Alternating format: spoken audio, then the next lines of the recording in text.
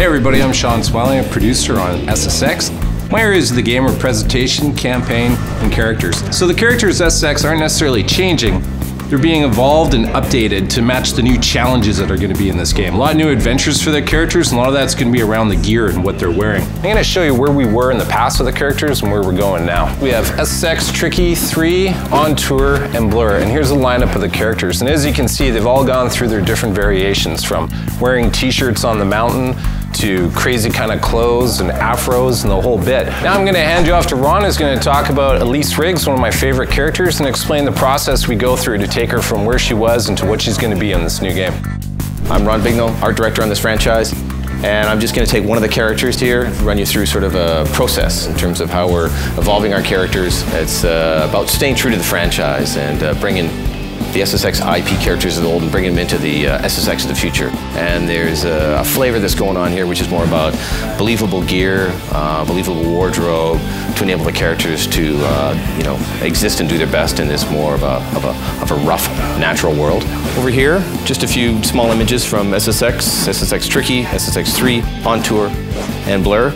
And you can see she's remained very consistent.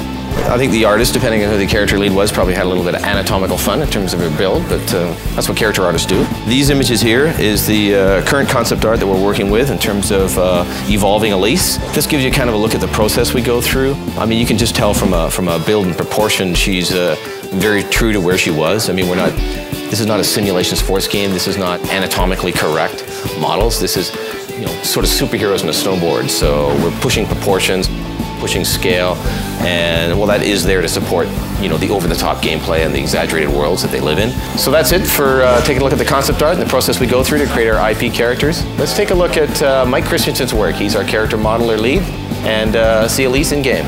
All right, so I'm going to go through a few quick steps on how she was created. The first step is getting the concept, and then from the concept really getting a sense of proportion and scale of the character. Here we're just showing a quick demo of the base meshes, where you start from. Once that step's done, we get into a software package where it's more all about the detailing, things like wrinkles, materials, pore detail. Once all the high resolution details are done, what we do is we bake them down to textures and then apply that to the game mesh.